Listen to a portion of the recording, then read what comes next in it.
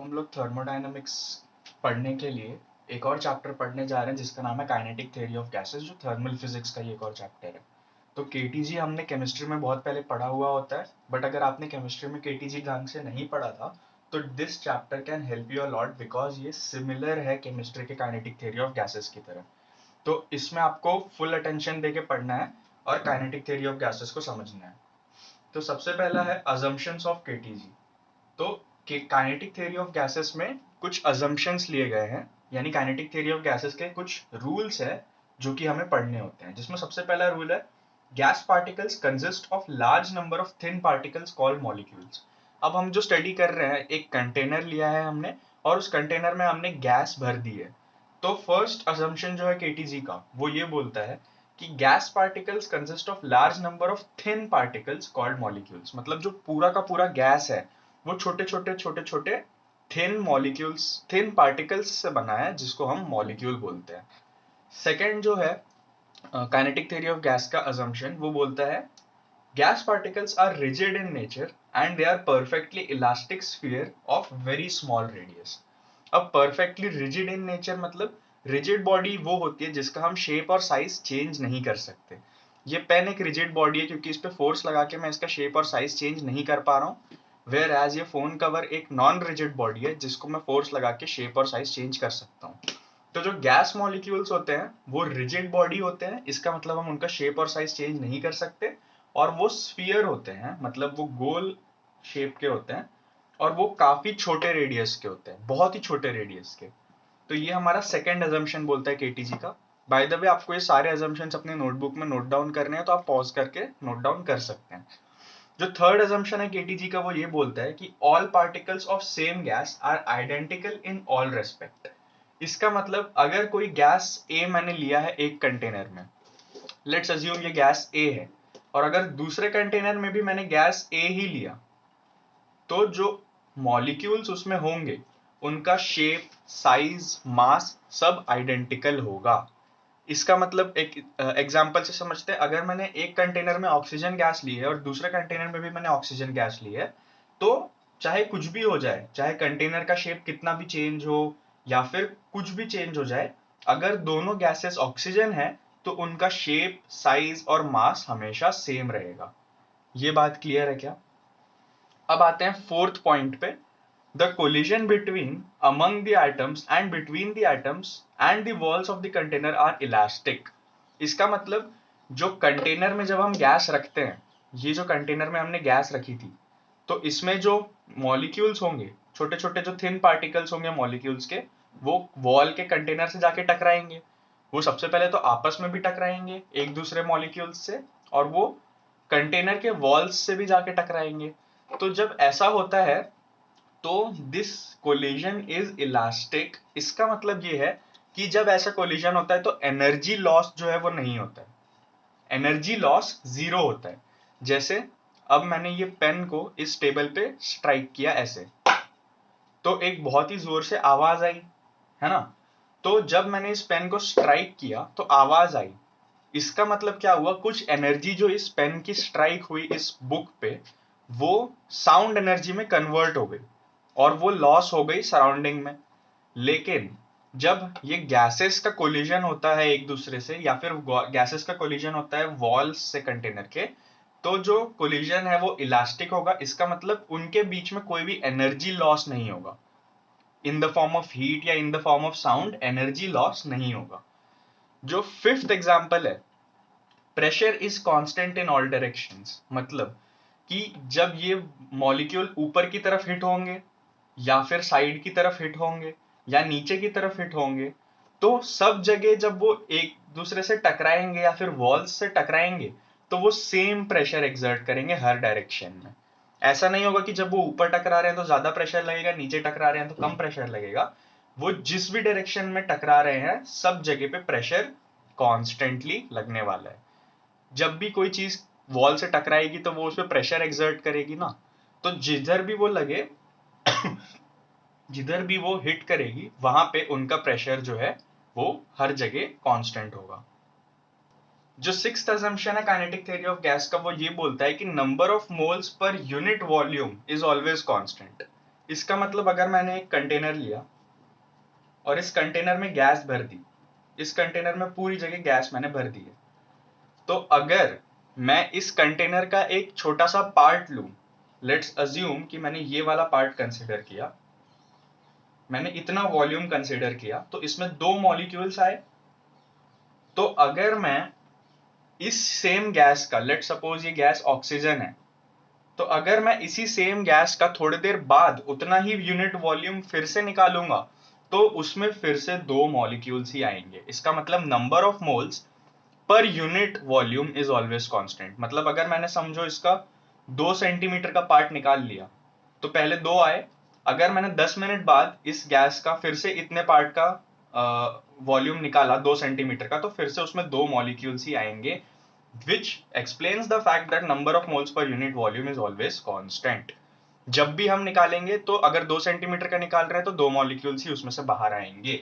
अगर ऐसा बिल्कुल नहीं होगा कि जैसे मैंने यहाँ पे निकाला 2 सेंटीमीटर का पार्ट तो उसमें 2 मॉलिक्यूल्स आए, अगर मैंने किसी दूसरी जगह 2 सेंटीमीटर का पार्ट निकाला तो उसमें 3 मॉलिक्यूल्स आएंगे, ये पॉसिबल नहीं है। Kinetic theory of gas says that number of moles per unit volume is always constant. जो 7th और लास्ट अजम्पशन है काइनेटिक थ्योरी ऑफ गैसेस का, वो ये है कि kinetic energy of molecules eight constant temperature is always constant. मतलब अगर ये दोनों कंटेनर्स में मैंने ऑक्सीजन रखा है और इन दोनों कंटेनर्स का टेम्परेचर मैंने 100 डिग्री सेल्सियस मेंटेन करके रखा है, तो इन दोनों कंटेनर के अंदर गैसेस में मोशन होता होगा। जब भी हम किसी चीज को हीट करते हैं तो उसके मॉलिक्यूल्स में मोशन होता है, वो रैंडम मोशन करते हैं। तो जब कोई भी चीज का मोशन होता है तो उसमें काइनेटिक एनर्जी आती है। तो अगर काइनेटिक एनर्जी इस कंटेनर का 1 है, इस कंटेनर का 2 है, दोनों को मैंने सेम टेम्परेचर पे रखा है, तो दोनों की काइनेटिक एनर्जी भी सेम ही होगी, कांस्टेंट ही होगी। Kinetic energy 1 will be equal to kinetic energy 2। ये इसका एक बहुत ही ब्यूटीफुल सा फॉर्मूला हम आगे पढ़ने वाले हैं, लेकिन अभी के लिए इस फैक्ट को ध्यान रखना है कि अगर सेम टेम्परेचर पे 2 कंटेनर रखे हैं तो उनके अंदर की काइनेटिक एनर्जी भी कांस्टेंट होने वाली है। So these are the 7 postulates या फिर assumptions of kinetic theory of gases। अब आते हैं इस चैप्टर के नेक्स्ट पार्ट पे, which is ideal gas equation. ये इक्वेशन आपको बहुत फेमिलियर लगेगा, but this is called the ideal gas equation which is PV is equals to nRT। ये इक्वेशन बहुत बार हमने केमिस्ट्री में देखा हुआ है, इसीलिए ये फेमिलियर लगता है। इसको हम पूरा बेसिक से पढ़ेंगे कि इसमें कौन सी चीज क्या होती है, और इसके डिफरेंट फॉर्म्स भी अभी हम डिस्कस करने वाले हैं। तो आइडियल गैस इक्वेशन होता है PV is equals to nRT, जिसमें P होता है pressure, V stands for volume, N stands for number of moles,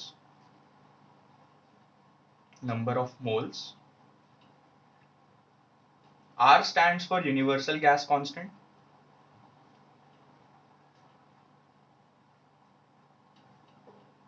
and T stands for temperature in Kelvin। ये बहुत ही इंपॉर्टेंट फैक्टर है जो बहुत सारे स्टूडेंट स्किप कर जाते हैं, लेकिन दिस कैन मेक और ब्रेक द क्वेश्चन। अगर आपको क्वेश्चन में टेम्परेचर डिग्री सेल्सियस में दिया हुआ है तो आपको केल्विन में चेंज करना होगा। चेंज करने का बहुत ही सिंपल सा रूल है, जितना डिग्री सेल्सियस में दिया है उसमें 273 ऐड कर देना है और हमारा केल्विन में आंसर आ जाएगा। Answer in kelvin is answer in degree Celsius plus 273। ये फैक्ट अगर आपको नहीं पता है तो ये आपको लिख लेना है। Temperature in kelvin is temperature in celsius plus 273। बात समझ में आ गई है। PV is equals to nRT में प्रेशर होता है P, V होता है volume, N number of moles, R universal gas constant जिसका वैल्यू होता है 8.314, जो कि क्वेश्चन के अकॉर्डिंग चेंज भी हो सकता है, क्वेश्चन में दिया जाता है। और T जो है टेम्परेचर, वो है केल्विन में लिखना है हमें, और डिग्री सेल्सियस से केल्विन में चेंज करने के लिए ये वाला रूल हम यूज करेंगे। अब यहाँ पे जो हमारी इक्वेशन में नंबर ऑफ मोल्स होता है PV is equals to nRT में जो n है, इस n को लिखने के काफी सारे तरीके होते हैं।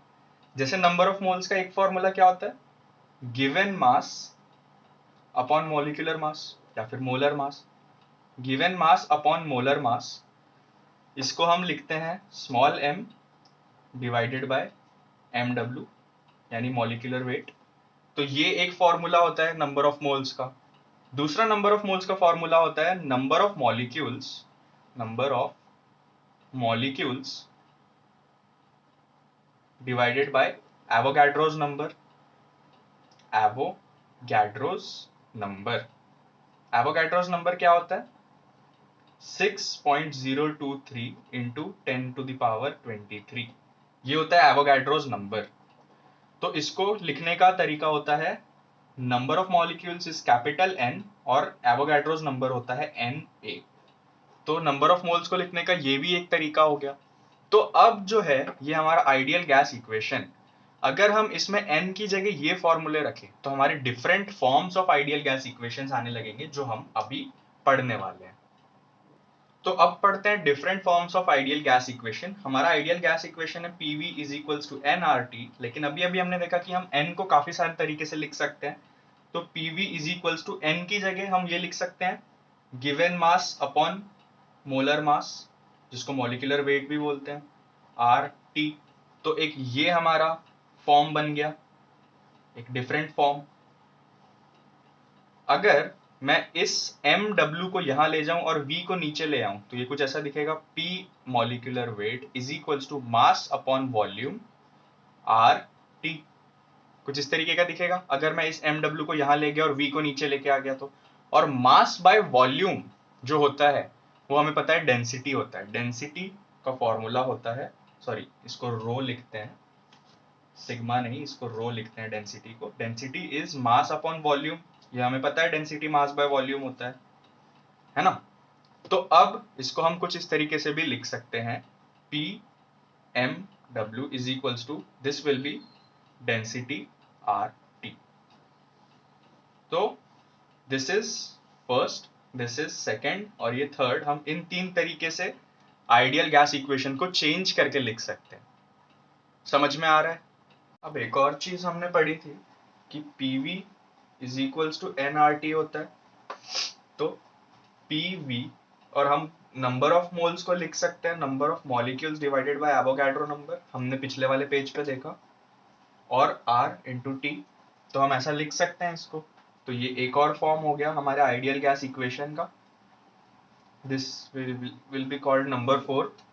नंबर फिफ्थ जो है PV इज इक्वल्स टू, अब इसको हम थोड़ा सा चेंज करके ऐसा लिख सकते हैं N into R divided by NA into T।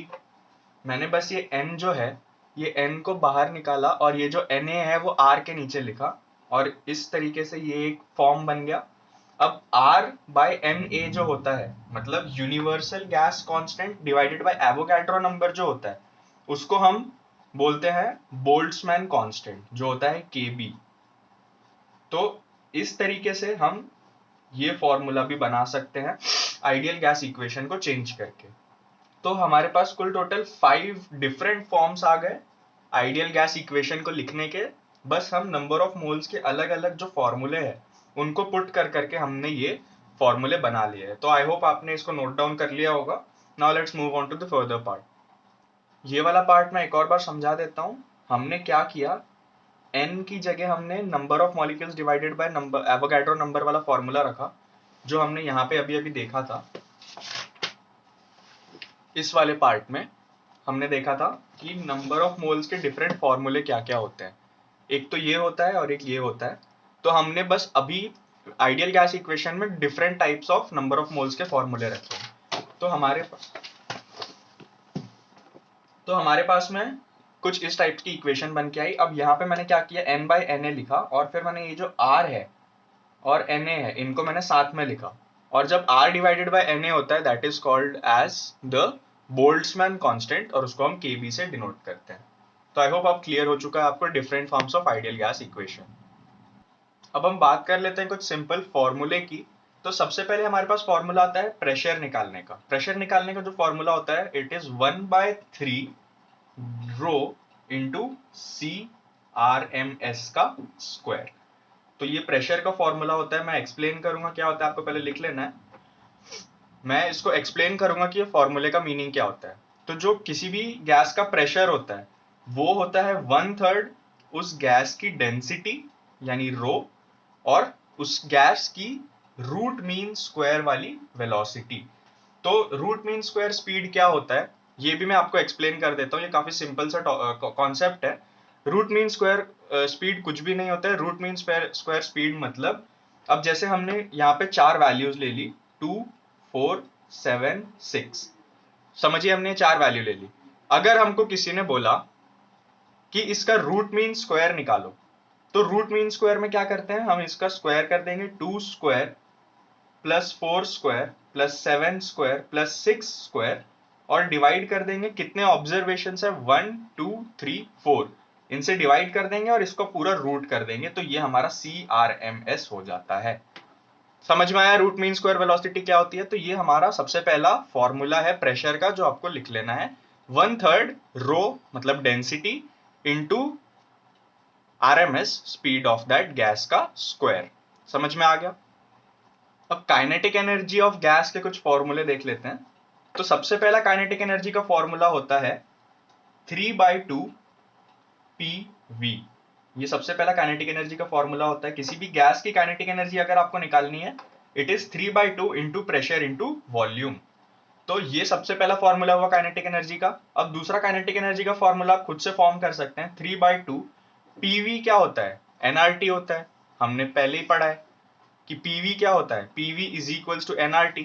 तो अब यहाँ पे काइनेटिक एनर्जी में 3/2 PV की जगह हम 3/2 NRT भी रख सकते हैं। ये दूसरा फॉर्मूला है काइनेटिक एनर्जी का, और ये दो फॉर्मूले काइनेटिक एनर्जी के बहुत बहुत बहुत ज्यादा इंपॉर्टेंट है। You have to keep a full attention on it. Pressure का ये फॉर्मूला है 1/3 रो CRMS का स्क्वायर। काइनेटिक एनर्जी का फॉर्मूला है 3/2 PV, और PV is equals to NRT होता है, इसलिए 3/2 NRT भी हम इसको लिख सकते हैं। तो आई होप आपको समझ में आया होगा काइनेटिक एनर्जी का formula. Let's move forward.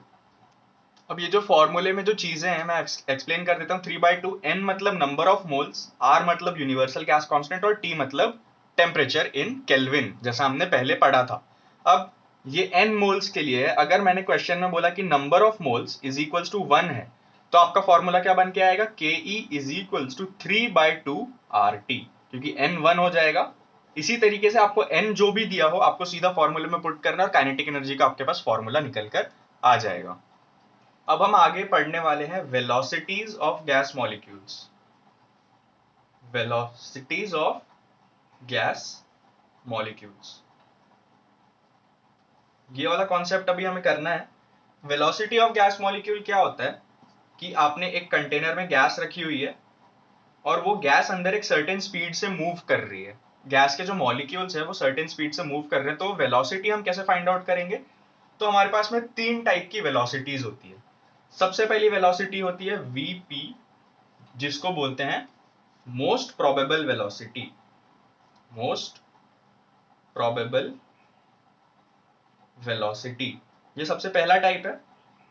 Most probable velocity का फॉर्मूला होता है VP is equals to 2RT/m का रूट। ये होता है मोस्ट प्रोबेबल वेलोसिटी यानी VP का फॉर्मूला। अब इसमें 2 कांस्टेंट नंबर, R जो है यूनिवर्सल गैस कांस्टेंट, T जो है टेम्परेचर इन केल्विन, और M जो है वो molar mass of the gas given. समझ में आया? जब हमको बोला कि VP निकालो ऑक्सीजन का, हम मास में रख देंगे molar mass of oxygen, which is कितना होता है molar mass of oxygen? Molar mass of oxygen is 32, और वो हम इसमें रख देंगे R यूनिवर्सल गैस कांस्टेंट होता है, जिसका वैल्यू 8.314 होता है। टेम्परेचर इन केल्विन हमको दिया होगा, हम रख देंगे, हम VP निकाल पाएंगे। बात समझ में आ गई? सिर्फ फॉर्मूला है, इसमें कोई डेरिवेशन वगैरह हमें लर्न नहीं करना है। सेकेंड टाइप की वेलोसिटी जो होती है वो होती है VRMS, जिसको अभी अभी हमने पढ़ा था, जिसको बोलते हैं root mean square velocity. Root mean square velocity, वहां पे CRMS लिखा था, यहाँ VRMS लिखा है, तो कंफ्यूज नहीं होना है, दोनों एक ही चीज है। VC हम किसी भी चीज से डिनोट कर सकते हैं। तो VRMS का फॉर्मूला भी काफी सिंपल होता है। VRMS का फॉर्मूला होता है 3RT/m। यहां पे फॉर्मूला था 2RT/m, यहां पे फॉर्मूला है 3RT/m। बात समझ में आ रही है? आपको इसमें एकदम डीपली नहीं जाना है। हम लोग ये चैप्टर इसीलिए पढ़ रहे हैं ताकि हमें थर्मोडायनामिक्स पढ़ने में आसानी हो। तो एकदम डीपली उसको सोचने की कोशिश नहीं करना, क्योंकि जैसे हम थर्मोडायनामिक्स में मूव करेंगे सारी पॉइंट्स अपने आप क्लियर होते जाएंगे। तो VRMS का फॉर्मूला होता है 3RT/m। R फिर से universal gas constant, T temperature in kelvin, और मास ऑफ द गैस। समझ में आ गया?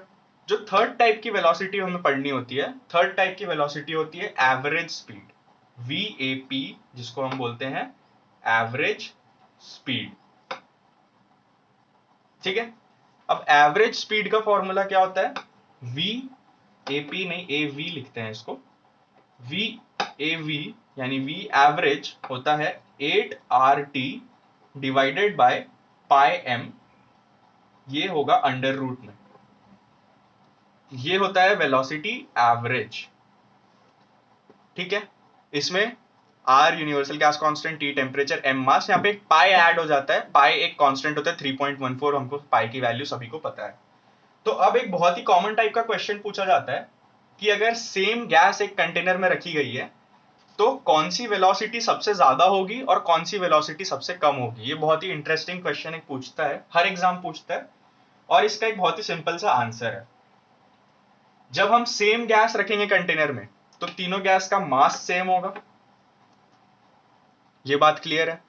एक कंटेनर लिया हमने, उसमें हमने समझिए ऑक्सीजन गैस रख दी, तो ऑक्सीजन गैस में तीनों गैस का मास सेम होगा, तीनों स्पीड का मास सेम होगा। हमें पूछा गया है कि कौन सी स्पीड सबसे ज्यादा होगी और कौन सी स्पीड सबसे कम। तो तीनों का मास तो सेम हो गया। अब R और T जो है वो भी तीनों में सेम होगा, क्योंकि गैस अगर एक कंटेनर में गैस है तो वो सेम टेम्परेचर पे रहेगा, ऑब्वियस सी बात है। तो मास सेम हो गया, टेम्परेचर सेम हो गया, R जो है वो सभी के लिए सेम होता है, क्योंकि वो यूनिवर्सल गैस कांस्टेंट है, दुनिया की हर गैस के लिए वो 8.314 ही होता है। तो ये जो तीनों क्वांटिटीज है ये तो कांस्टेंट हो गई। इसका मतलब अब हम पता कैसे करेंगे कौन बड़ा है? ये जो नंबर्स है उनसे। तो सबसे पहले यहाँ पे फैक्टर है 2, यहाँ पे है 3, और यहाँ पे है 8 बाय पाई जो कांस्टेंट है। यहाँ पे है अंडर रूट 2, यहाँ पे है अंडर रूट 3, और यहाँ पे है अंडर रूट 8 बाय पाई। मैंने सिर्फ कांस्टेंट वैल्यूज को लिखा है, RT/M तीनों के लिए सेम है। ठीक है, तो अंडर रूट 2 जो है वो सबसे छोटा होगा। ठीक है, यानी VP जो है वो सबसे छोटी होगी, ऑब्वियस सी बात है। ठीक है, अब 8 बाय पाई यानी 8 बाय 3.14, पाई की वैल्यू कितनी होती है? 8 डिवाइडेड बाय 3.14, तो ये समवेयर अराउंड 2 के पास आएगा, 2 पॉइंट कुछ इसकी वैल्यू आएगी, हमको क्लियरली दिख रहा है। 3 2 जा 6 होता है और ये 8 है, तो 2 पॉइंट समथिंग कुछ इसकी वैल्यू आने वाली है, और ये है अंडर रूट 3। मतलब हमारे वैल्यूज कैसे निकल के आए? एक का वैल्यू है अंडर रूट 2, एक का वैल्यू है अंडर रूट 2 पॉइंट समथिंग, जो हमें नहीं निकालना है, जिसकी जरूरत नहीं है, एक का वैल्यू अंडर रूट 3। तो हमको यहाँ पे क्लियरली दिखाई दे रहा है कि सबसे छोटा जो होगा वो अंडर रूट 2, यानी मोस्ट प्रोबेबल वेलोसिटी VP सबसे छोटा। उसके बाद होगा एवरेज स्पीड, क्योंकि 2 पॉइंट समथिंग है वो, तो V एवरेज उसके बाद आएगा, और सबसे ज्यादा स्पीड होगी रूट मीन स्क्वायर वेलोसिटी की, यानी VRMS। तो ये आपको लर्न रख लेना है, क्योंकि ये एग्जाम में कभी कभी डायरेक्टली पूछ लेता है कि कौन सी वेलोसिटी सबसे छोटी और सबसे बड़ी, असेंडिंग ऑर्डर में अरेंज करो। तो VP सबसे छोटा होता है, V एवरेज उससे बड़ा, और VRMS सबसे ज्यादा होता है। ये हमने निकाल के अभी देख लिया है। ठीक है, अब एक इंपॉर्टेंट फैक्ट मैं आपको बता दूं, यहाँ पे हमने जितने भी फॉर्मूले लिखे हैं इसमें जो मास है, that mass will always be in kilograms. तो मैं यहाँ लिख देता हूँ मास इन केजी और केजी। मास हमेशा किलोग्राम्स में लेना है, वरना आपका आंसर गलत आएगा।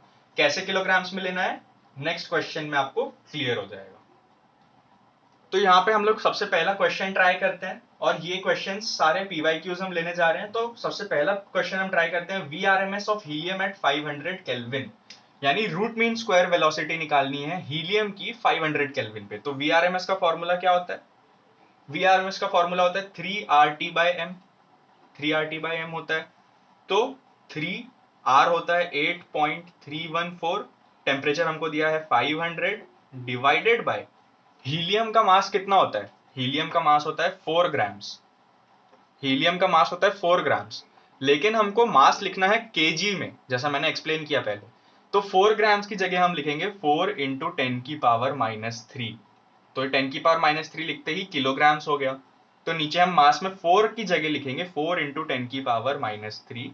इसका जब हम रूट निकालेंगे हमारा VRMS निकल के आ जाएगा। जब इस इक्वेशन को आप सॉल्व कर लेंगे जो इस रूट को आप सॉल्व कर लेंगे, हमारा VRMS निकल के आ जाएगा। सेम क्वेश्चन एक और बार देख लेते हैं। एक क्वेश्चन लेते हैं, VRMS of oxygen at 500 kelvin अगर मैंने बोला, तो VRMS का फॉर्मूला फिर से क्या होता है, 3RT/m होता है अंडर रूट में। तो फिर से हम लिखेंगे 3 इंटू 8.314 इंटू टी की जगह हम लिखेंगे 500 डिवाइडेड बाय मास ऑक्सीजन का होता है 32, लेकिन 32 ग्राम्स होता है, उसको 10⁻³ से मल्टीप्लाई करके उसको किलोग्राम्स में कन्वर्ट कर लेंगे और इसका रूट निकाल लेंगे। VRMS हमारा ऑक्सीजन के लिए निकल के आ गया। आपको इसको पूरा एग्जैक्टली सॉल्व करने की भी नीड नहीं है, अगर इसको एक रफ एस्टिमेट लेके भी सॉल्व किए तो हमारे MCQ तक आसानी से पहुंच जाएंगे। बात समझ में आ रही है? ये 10⁻³ है, इसको ऊपर ले जाके 10⁻³ बना देंगे और यहाँ पे मल्टीप्लाइड बाय 1000 आ जाएगा। जब इसको सॉल्व करेंगे हम एक क्लोज आंसर तक पहुंच जाएंगे, जिससे हमारा MCQ टिक कर पाएंगे। समझ में आ गया RMS वेलोसिटी या फिर किसी भी वेलोसिटी की क्वेश्चन कैसे करना है? यहाँ पे RMS की जगह एवरेज दे दे या फिर मोस्ट प्रोबेबल दे दे, तो उसका फॉर्मूला रख के हमें सीधी वैल्यूज पुट करनी है और हमारा आंसर निकल कर आ जाएगा। बस इतना ध्यान रखना है कि जब हम मास रख रहे हैं तो मास हमें किलोग्राम्स में रखना है, वरना आंसर गलत आने वाला है। अब यहाँ पे गैस लॉस का डिस्कशन फटाफट कर लेते हैं। There are 4 basic gas laws. There are 4 basic gas laws, जिसमें सबसे पहला जो लॉ है वो है बॉयल्स लॉ। बॉयल्स लॉ बोलता है कि PV जो है वो कांस्टेंट है, यानी प्रेशर इनटू वॉल्यूम किसी गैस का कांस्टेंट है, तो वो बॉयल्स लॉ कहलाता है। इसका फॉर्मूला होता है P1V1 is equals to P2V2। मतलब अगर एक गैस है, उसका प्रेशर और वॉल्यूम कांस्टेंट है, तो हम इसको ये फॉर्मूला टर्म करते हैं P1V1 is equals to P2V2। इसका मतलब अगर 100 बार प्रेशर पे या फिर 100 पास्कल के प्रेशर पे कुछ वॉल्यूम है, तो जब हम प्रेशर बढ़ाएंगे तो साथ साथ में वॉल्यूम भी बढ़ेगा। हम क्वेश्चन कैसे सॉल्व करते हैं, हमको बोलता है कि 100 एटमॉस्फेयर प्रेशर पे वॉल्यूम समझिए 50 ml है, और हमको पूछता है कि 50 एटमॉस्फेरिक प्रेशर पे कितना वॉल्यूम होगा। तो हमें इनमें से 3 क्वांटिटी दे दी जाती है, चौथी हमें निकालनी होती है। तो इस तरीके से हम बॉयल्स लॉ का यूज करते हैं। दूसरा जो लॉ है वो है चार्ल्स लॉ। ये भी काफी सिंपल है। दूसरा जो लॉ पढ़ते हैं चार्ल्स लॉ। चार्ल्स लॉ बोलता है कि इसमें V डिवाइडेड बाय T यानी वॉल्यूम डिवाइडेड बाय टेम्परेचर जो है वो कांस्टेंट होता है। इसका फॉर्मूला होता है V1/T1 is equals to V2/T2। इसमें भी हमको 3 क्वांटिटीज दी जाती है, चौथी पूछता है, तो हम इजीली निकाल सकते हैं। Volume 1 by temperature 1 is equals to volume 2 by temperature 2। इसमें क्या करेगा, पहले आपको बोलेगा कि 100 डिग्री पे इतना वॉल्यूम है, तो 200 डिग्री पे कितना वॉल्यूम होगा, सीधा रख के हमें आंसर निकालना होता है। थर्ड जो लॉ है वो है गेल-यूजैक्स लॉ।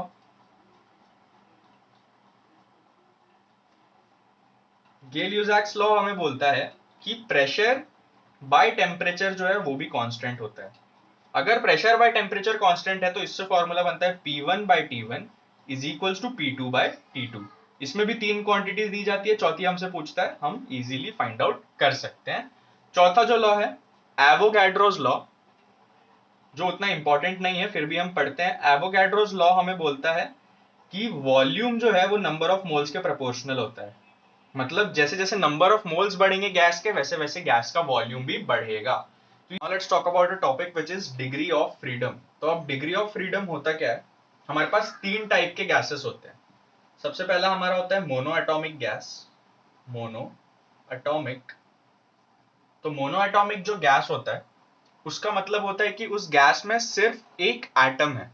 उस गैस में सिर्फ एक एटम है, मतलब फॉर एग्जांपल वो गैस है हाइड्रोजन, तो सिंगल H। तो जो सिंगल एलिमेंट वाले गैसेस होते हैं जिनमें एक एटम होता है, उनको हम मोनो एटॉमिक बोलते हैं, जैसे हाइड्रोजन या फिर एटॉमिक नाइट्रोजन। तो ये सब मोनो एटॉमिक गैसेस हैं। अब मोनो एटॉमिक गैसेस का जो डिग्री ऑफ फ्रीडम होता है, जिसको हम F से डिनोट करते हैं, तो degree of freedom mono atomic gas का होता है 3। डिग्री ऑफ फ्रीडम एक नंबर है जिसको हम फॉर्मूले में यूज करते हैं, जो हमें याद रखना होता है कि मोनो एटॉमिक, डायटॉमिक और ट्राइएटॉमिक गैसेस के लिए कितना कितना होता है। तो डिग्री ऑफ फ्रीडम जो है वो एक्चुअल में होता है कि एनर्जी स्टोरिंग कैपेसिटी होती है मोनोएटॉमिक डाई और ट्राइएटॉमिक गैसेस की, तो उसका हमें बस वैल्यू लर्न रखना होता है। तो मोनोएटॉमिक गैस का डिग्री ऑफ फ्रीडम कितना है? 3। सेकेंड जो टाइप होती है वो डायएटॉमिक गैस होती है। डायएटॉमिक गैस, इसका मतलब H2N2 या फिर O2, तो ये जो दो एटम वाले गैसेस होते हैं इनको डायएटॉमिक गैस बोलते हैं। इनका डिग्री ऑफ फ्रीडम होता है 5। और जो थर्ड टाइप होती है जिसको ट्राइएटॉमिक बोलते हैं, ट्राइएटॉमिक गैसेस, जिसका एग्जांपल है O3 ओजोन, इसका डिग्री ऑफ फ्रीडम होता है 6। तो हमें बस डिग्री ऑफ फ्रीडम तीनों का याद रखना है कितना कितना होता है। मोनोएटॉमिक गैसेस का 1, डायएटॉमिक गैसेस का 2 और ट्राइएटॉमिक गैसेस का 3। अब एक स्पेसिफिक हीट का कॉन्सेप्ट है उसको समझते हैं। हम थर्मोडायनेमिक्स में इसको आगे पढ़ने वाले हैं, इसीलिए इस पे कंफ्यूज होने वाली बात नहीं है, जस्ट इसको हम समझते हैं कि ये होता क्या है। स्पेसिफिक हीट जो होती है वो किसी भी बॉडी में कितना हीट एनर्जी हम स्टोर कर सकते हैं वो होता है specific heat of that body. अब स्पेसिफिक हीट जो होती है वो हमारी दो टाइप की होती है। मैं फिर से एक बार एक्सप्लेन करता हूं। स्पेसिफिक हीट जो होती है, स्पेसिफिक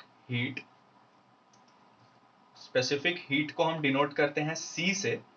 स्पेसिफिक हीट होता क्या है, किसी भी बॉडी में कि वो कितना हीट एनर्जी अपने अंदर स्टोर कर सकता है, उस एक वैल्यू को हम स्पेसिफिक हीट से डिनोट करते हैं, जो हर बॉडी के लिए अलग अलग होती है। तो स्पेसिफिक हीट का जो डेफिनेशन है वो हम पढ़ते हैं। स्पेसिफिक हीट का डेफिनेशन क्या बोलता है? The amount of heat energy required to raise the temperature of a substance by 1 degree Celsius is called specific heat। तो अब आई होप आपको समझ में आ गया होगा स्पेसिफिक हीट होता क्या है। लेट सपोज हमने यहाँ पे एक कंटेनर लिया है और इस कंटेनर में हमने पानी भर दिया है।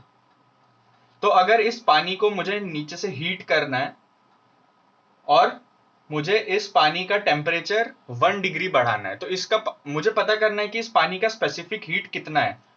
तो स्पेसिफिक हीट इस पानी का कितना होगा, जितनी हीट एनर्जी मुझे उसको देनी पड़ेगी 1 डिग्री टेम्परेचर बढ़ने के लिए।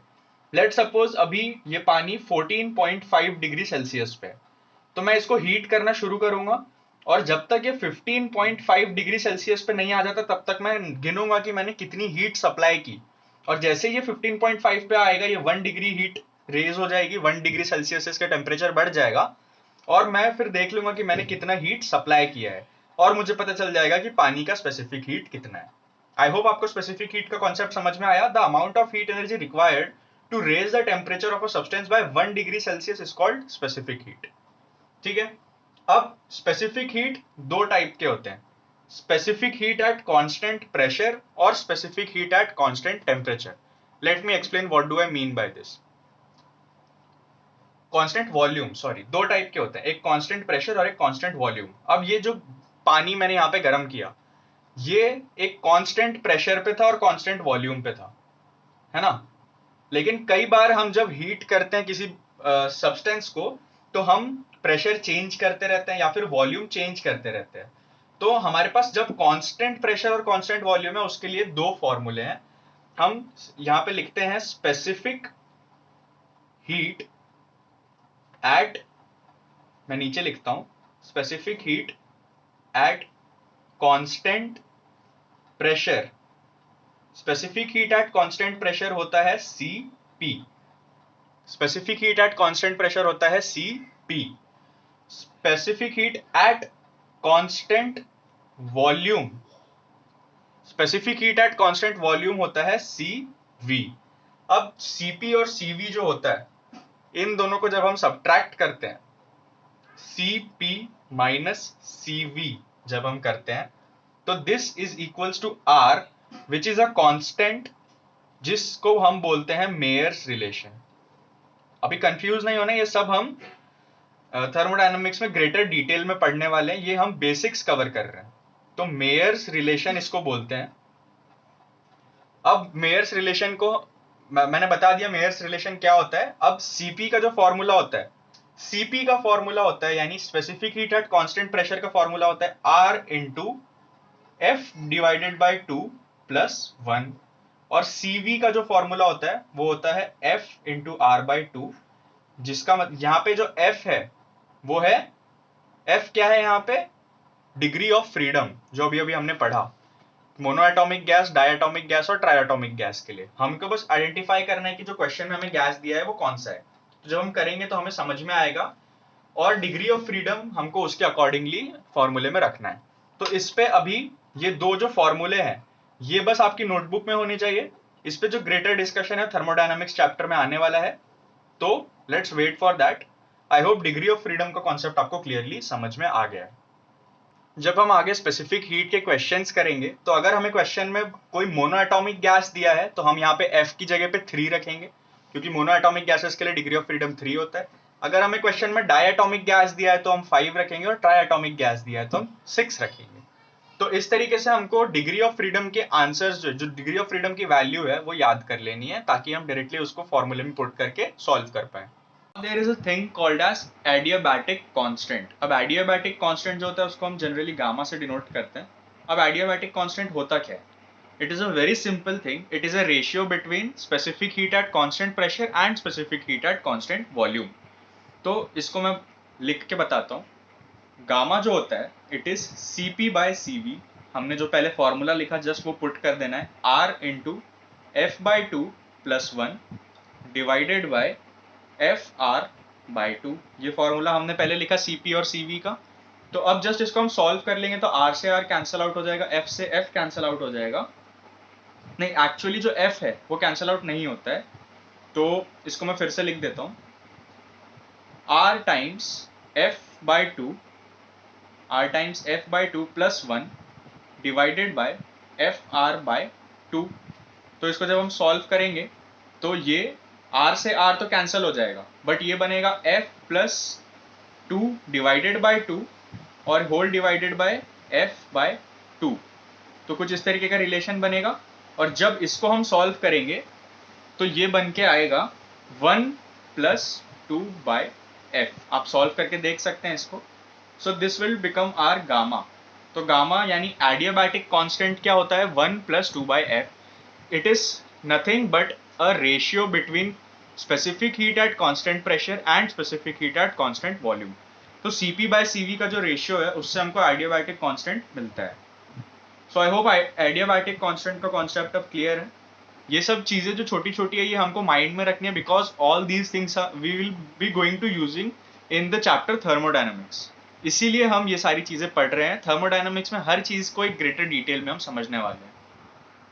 अब सिमिलरली जैसे हमने पहले पढ़ा, यहाँ पे भी अगर मोनोएटॉमिक गैस है तो F की जगह 1 रखेंगे, डायएटॉमिक गैस है तो मोनोएटॉमिक गैस है तो F की जगह 3 रखेंगे, डायएटॉमिक गैस है तो F की जगह 5 और ट्राइएटॉमिक गैस है तो F की जगह 6। जो डिग्री ऑफ फ्रीडम की वैल्यूज हमने 3 लर्न करी थी, जस्ट इसको यहाँ पे पुट आउट करना है और हमारे गामा का यानी एडियाबैटिक कांस्टेंट का वैल्यू हमारे पास निकल के आता जाएगा। So now let's talk about another concept which is called internal energy.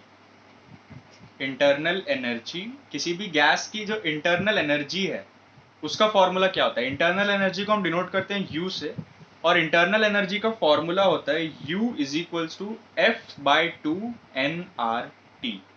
ये होता है जनरल फॉर्मूला इंटरनल एनर्जी का, F बाई 2 nRT। अब मैं आपसे पूछना चाहता हूँ कि मोनो एटॉमिक गैस के लिए इंटरनल एनर्जी क्या होगा। U is equals to, mono atomic gas है तो आप खुद सोचिए, मोनो एटॉमिक गैस के लिए डिग्री ऑफ फ्रीडम F कितना होता है, 3। तो 3 बाई 2 nRT, ये मोनो एटॉमिक गैस के लिए। अब डायएटॉमिक गैस के लिए कितना होगा, U is equals to 5 by 2 nRT, क्योंकि वहां पे F 5 होता है, degree of freedom of diatomic gas is 5। और ट्राइएटॉमिक गैस के लिए कितना होगा, U is equals to 6 by 2 nRT। तो इस तरीके से डिग्री ऑफ फ्रीडम की वैल्यू हमें लर्न है तो हम सारे फॉर्मूले में उसको यूज कर पाते हैं। इंटरनल एनर्जी का कॉन्सेप्ट बहुत ही सिंपल है, बस हमें फॉर्मूला लर्न रखना है। अब इंटरनल एनर्जी होता क्या है, कोई भी जो गैस है उस गैस के अंदर एक टोटल एनर्जी होगी। कोई भी गैस है एक कंटेनर के अंदर, तो उसमें किसी ना किसी फॉर्म में पोटेंशियल, काइनेटिक, हीट, एनर्जी होगी ना। तो वो जो टोटल एनर्जी है वो सारी एनर्जीज का सम होता है, काइनेटिक, पोटेंशियल, हीट एनर्जी। तो जितनी भी एनर्जीज है उनका जब सम करते हैं हमें एक फॉर्मूला मिलता है, यू से जिसको डिनोट करते हैं उसको बोलते हैं हम लोग internal energy of a gas. तो आई होप आपको धीरे धीरे हर चीजें समझ में आ रही है। थर्मोडायनामिक्स करने के लिए सब बेसिक्स है, तो आई होप आपको सब कुछ अच्छे तरीके से समझ में आ रहा है। नाउ एक लॉ हम पढ़ते हैं जिसको हम बोलते हैं law of equipartition of energy. तो ये हम मोनो एटॉमिक गैस के लिए पढ़ते हैं। जो मोनो एटॉमिक गैस होता है, कोई भी मोनो एटॉमिक गैस, जैसे hydrogen atom, nitrogen atom, oxygen atom, जिसमें सिर्फ एक एटम होता है, ऐसे मोनो एटॉमिक गैसेस के लिए हम पढ़ते हैं law of equipartition of energy. अब होता क्या है, सबसे पहले मोनो एटॉमिक गैसेस के लिए डिग्री ऑफ फ्रीडम कितना होता है? 3। डिग्री ऑफ फ्रीडम 3 होने का ये एक मतलब ये भी होता है कि जो गैस के मॉलिक्यूल्स है या फिर जो गैस के पार्टिकल्स है वो 3 डायरेक्शन में मूव कर सकते हैं। एक तो x डायरेक्शन में, एक y डायरेक्शन में और एक z डायरेक्शन में। डिग्री ऑफ फ्रीडम 3 होने का मतलब ये भी होता है कि वो 3 डायरेक्शन में मूव कर सकते हैं। मोनो एटॉमिक गैस के जो मॉलिक्यूल्स है वो 3 डायरेक्शंस में मूव कर सकते हैं, x, y and z direction में। तो law of equipartition of energy क्या बोलता है? Total energy of mono atomic gas कितनी होती है? 3/2 nRT, हमने अभी अभी पढ़ा। तो law of equipartition of energy ये बोलता है कि अगर टोटल एनर्जी 3/2 nRT है और डिग्री ऑफ फ्रीडम 3 है मोनो एटॉमिक गैस का, तो जो एक एक एक्सिस में एनर्जी होगी वो इक्वली डिस्ट्रीब्यूटेड होगी। यानी एक्स एक्सिस में होगा एक्स एक्सिस में जो एनर्जी होगी वो होगी 1/2 nRT, y एक्सिस में जो एनर्जी होगी वो होगी 1/2 nRT, और z एक्सिस में जो एनर्जी होगी वो भी होगी 1/2 nRT। जब इन तीनों को हम टोटल करते हैं तो 3/2 nRT आता है।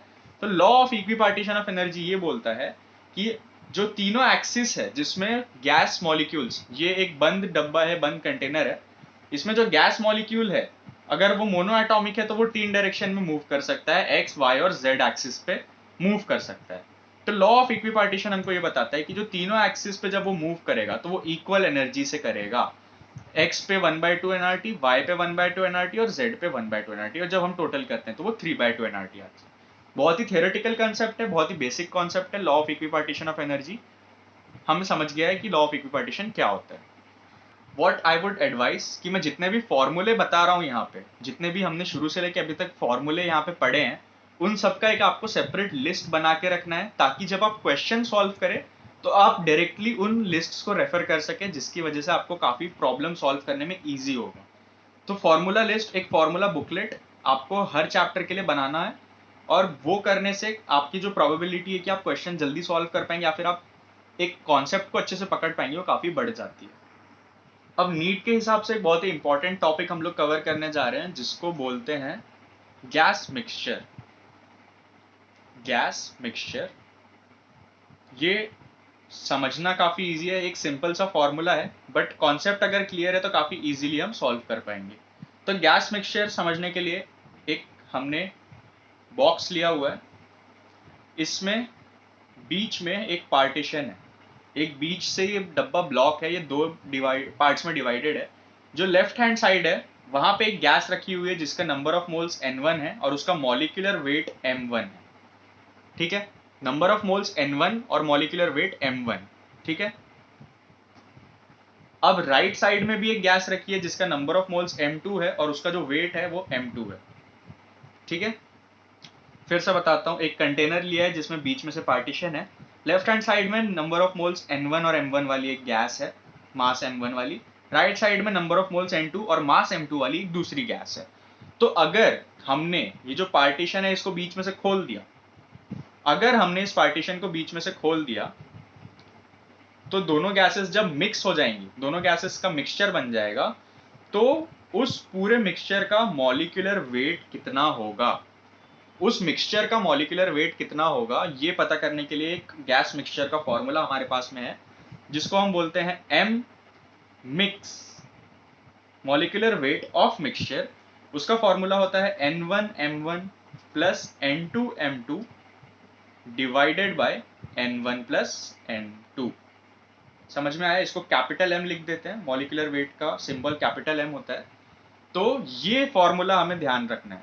जब हमें दो गैसेस मिक्स करेंगे तो दो गैस मिक्स करने पे उस मिक्सचर गैस, जो गैस मिक्स होने के बाद बनेगी, उसका मॉलिक्यूलर वेट का फॉर्मूला होता है N1M1 plus N2M2 divided by N1 plus M2। तो आई होप ये फॉर्मूला आपको क्लियर है। अब जो चीज हमने मॉलिक्यूलर वेट के लिए करी, वही सेम चीज स्पेसिफिक हीट के लिए भी की जाती है। फिर से एक सिमिलर कंटेनर हम ड्रॉ करते हैं।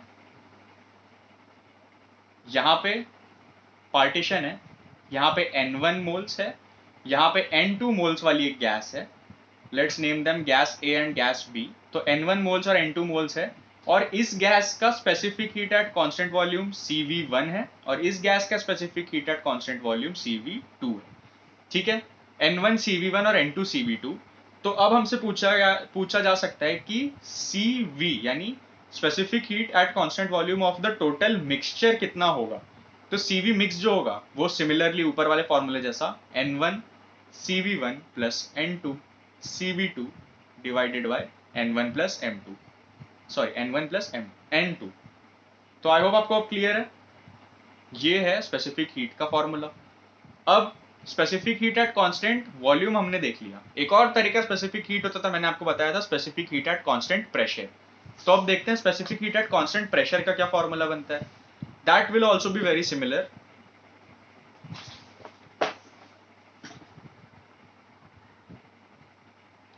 Specific heat at constant pressure, फिर से हमने एक कंटेनर लिया जिसके बीच में पार्टीशन है N1 CP1 और N2 CP2, यानी specific heat at constant pressure P1 और कांस्टेंट प्रेशर P2।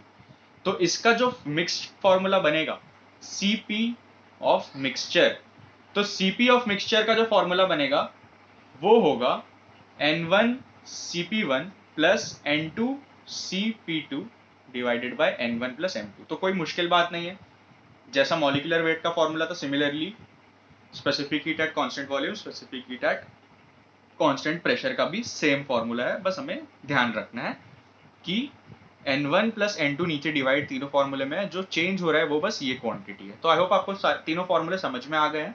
इनको डायरेक्टली हम क्वेश्चन में यूज करते हैं, हमको वैल्यूज दी जाती है, तो हैसल फ्री हम सारे क्वेश्चन सॉल्व कर पाते हैं। इसीलिए मैंने आपको बोला कि एक फॉर्मूला बुकलेट आपको रेडी रखनी है।